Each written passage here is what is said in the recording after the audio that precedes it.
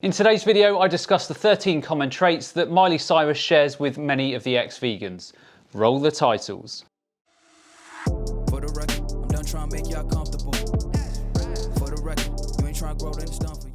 Hey everyone, welcome back to the channel. As always, just a quick reminder that I'm now offering the SIBO organic acid stool tests and consult via my website. So if you have any health or digestive problems, then consider taking these tests, as they will provide a lot of very detailed information upon which you can start making informed decisions and then start getting your health back on track. And on that bombshell, to the video. Now, before I get to the 13 common traits that Miley Cyrus shares with many of the ex-vegans, I first want to quickly touch upon some of the things that Miley claimed on Joe Rogan's podcast. So I'm sure that you all know that Miley Cyrus suffered a brain injury when she was a child after her dad was driving a dirt bike with Miley on it when she was just 2 years old, and Miley took a blow to the head from a fallen tree that her dad ran into. So Miley correlates this injury with some of her health issues, and this is what she says. I like looking at my brain and going, okay, listen, like someone cut my brakes, right, on my brain, and I have to take all the things, omega. Was vegan for a very long time, and I've had to introduce fish and omegas into my life because my brain wasn't functioning properly. That sounds horrific. So your brain is the life and soul of your body's party. That starts going out and you're going to have cognition issues, anxiety, depression, and all manner of different health problems. So let's just simplify this really quickly, and let me ask each and every one of you a very simple question. So you have a significant brain injury, what are you going to do? Are you going to eat right, sleep well, exercise properly, and try to protect your remaining brain function? Or are you going to do this? You know, at one point, again, it went from, it was school, then it went from, you know, how much weed can I actually smoke and still play a teenage superstar on the Disney Channel? and then like what's the answer to that question? More than you would fucking think. I remember one time when, and I don't smoke anymore, and I'm sober. How long you been sober but for? I've been sober since pretty much the vocal surgery kind of did it for me. So let's protect your damaged brain by taking copious amounts of drugs, staying up all night, and drinking heavily. Anyone else see the ridiculousness here when you have a person that is saying, I've done a lot of drugs, but they are not the issue here, it's the fruit and vegetables. Now, I don't care if Miley Cyrus wants to party 24 hours a day and take every drug on the planet, but the point at which she then says that fruits and vegetables did me wrong, then sorry, but she is simply delusional. But let's move on from this. This is what she actually said about the vegan diet. Sure, you can. Some people can. I cannot, because it was really giving. I was having a lot of. What did it do for your brain? I feel that I'm much. Slowed you down? Now I'm so much sharper than I was, and I think that I was at one point pretty malnutrition. Like, I remember going to Glastonbury, and that was a show that I loved. I loved my performance, but I was running on empty. So before we delve into this in more detail, let's first get the timelines correct in our heads. So Miley said that she's been clean from drugs and alcohol since she had an operation on her vocal cords in November 2019. And she said she quit her vegan diet a few months before this. So she quits the vegan diet, and then she quits drugs and alcohol, and miraculously her brain function starts to improve. Could it possibly be her sobering up, I wonder? Like, I was on... But I was on empty. Can I ask you, were you doing a vegan diet, like, meticulous? The strictest you've ever known. But you... No more questions, Your Honor. Well, and they're, you know, they're different bodies too. Some people, I have good friends that are vegan, and they're fine on it. My friend John Joseph, he's been vegan for like 30 years. That's why I think Nate Diaz, I was stoked, was a vegetarian. He's not, vegetarian. No, he eats at one fish. point, or a pescatarian. Yeah, he that eats fish. seems that's what I like to do. Fish. Yeah. That's where I'm at. There's a lot of people that function really well with that, but some people, everybody's different. You know, we all have different ancestors, and our ancestors come from different parts of the world. And, you know, I don't know if the blood type thing is accurate, but some people really believe that. I always love that line, we are all different. Some people can thrive on eating plants, and some people need to eat meat in their diet. This just shows how unbelievably naive Joe Rogan is. If we are all different, then why don't we see this in the animal kingdom? When do you ever see a chimpanzee not eating the same diet as all of the other chimpanzees around it, and then just say, well, I'm just different? Or when do you see a lion not being able to tolerate a zebra, when all of the other lions in the pride are eating zebra with no problem? This whole "we are all different" line is absolute manure. So yes, genetic mutations do exist in people, but we still have a species-specific diet, and genetic mutations and variabilities will very rarely prevent a person thriving on plant-based material. The other point that I want to quickly make, now Joe has brought up this topic of variability, is the microbiome.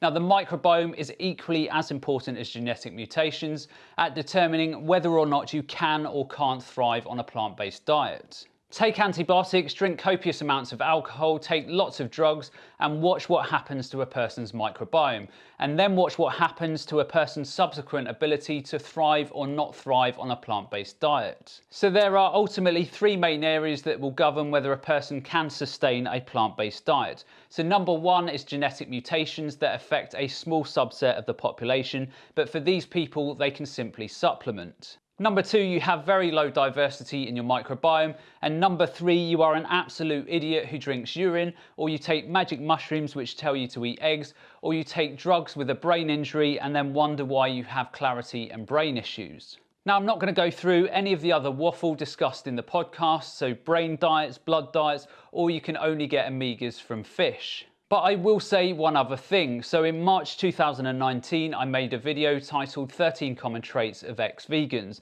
So let me just run you through these and compare Miley and many of these other ex-vegans. Number one, most ex-vegans come to the vegan diet with health issues that many fail to address with the correct medical professionals.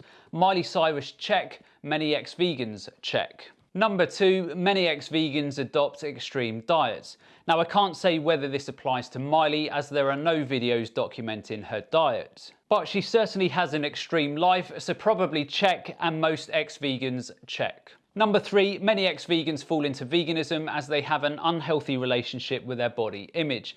Again, I don't know if this is the case with Miley and she was using the diet for vanity, but... Trend number four is that many ex-vegans take a lot of recreational drugs. So a check for Miley and certainly a check for many ex-vegans. Number five, this is a common trend in all ex-vegans. There is no balance in their life or their diet. They are always pushing the limits and their bodies. Juicing, water fasting, fruit-only diets are all common occurrences in these ex-vegans. How many ex-vegans can you name who simply ate a balanced diet all the time that they were vegan? Trend number six, many of these ex-vegans are conspiracy theorists. They are often anti-medicine and believe the world is out to get them, or there are global agendas at work to harm us all. Trend number seven, many ex-vegans tend to be exceptionally arrogant. They believe they know more than the most distinguished scientists on the planet, having never studied medicine or nutrition or ever visited a lab. They often believe they are above science-based evidence based on nothing more than anecdotes. And this is absolutely laughable. How many scientific frontiers do you know that were conquered by a few random delinquents on social media? Just think about every major scientific nutritional discovery over the last 100 years. How many of these took place outside of academic environments? You could argue that there is precedence with people like Einstein, who was a Swiss patent clerk before he went on to push our scientific frontiers. But let me let you into a little secret, and I mean no offence, but Miley Cyrus, Frank Tufano and Bobby's Perspective are going to push no frontiers. The best scientists in the world in supporting observational studies, meta-analysis studies and randomised clinical control trials all allude to the fact that animal products, when eaten in higher amounts, cause serious problems in humans. Trend number 8, because of extreme eating and dietary patterns, many ex-vegans inevitably cause their own formation of their own digestive issues that they often discuss on social media. When you fast for prolonged periods, juice, restrict calories, etc., then you are likely to decimate your gut flora or trigger gut issues such as small intestinal bacterial overgrowth. Again, how many ex-vegans do you know who ate a balanced 2,500 calorie diet per day and developed SIBO or other gut issues, except when there was something like an antibiotic involved? Or how many vegans do you know who develop pathogenic bacteria in their guts without drinking their own piss? These type of digestive problems can also exist before people enter veganism, and loading the body up with fibre can make things worse. But the problem here is not the foods, it's the underlying gut problems. Now, I often hear carnivore dieters or keto dieters say that it's the vegan diet that causes these digestive problems, such as SIBO. Okay, well, show me one shred of evidence to support these claims. Trend number 9 is ex-vegans are always right. Not once have I ever heard an ex-vegan take responsibility for their own stupidity. They won't even entertain the possibility that their piss drinking, drug taking, restricted diets ultimately led to their downfall. Trend number 10, the vegan diet is bad for us as suggested by Miley Cyrus. This is a common occurrence with ex-vegans in that they head to social media with the need to tell the world how veganism is bad for everyone. Yet more often than not, they have never been checked over by a doctor or checked their gut for underlying problems. It is absolutely the vegan diet that caused their issues, and that's the end of the story. No ifs, buts, or maybes. Trend number 11, all of these ex-vegans had multiple warning signs that things were not right, yet they chose to ignore them. So Miley Cyrus, month after month, let's just brush this drug taking under the carpet, and then all of a sudden her health spirals out of control. Trend number 12, these ex-vegans were never concerned about animal ethics. The usual story, I was such an ethical vegan, I developed SIBO and then just started buying carpets made from animals, or I got caught out eating animals while pretending to be ethical. And finally, trend number 13, a few failed so-called ex-vegans such as Miley Cyrus is proof that the vegan diet doesn't work. We hear this all the time when ex-vegans rush to tell the world how veganism did them wrong. But let's just put this into context. So there are millions of vegans worldwide, and all the carnivore dieters, keto dieters and ex-vegans can refer to as evidence that the vegan diet doesn't work is a couple of thousand ex-vegans who go onto social media. Again, show me any evidence that veganism doesn't work when the person follows a varied and healthy diet, they don't restrict calories, do prolonged fasting or take drugs. So that's the end of today's video. I hope you all enjoyed, and as always, remember to look after your body because it's the only place you have to live. And I'll see you next time.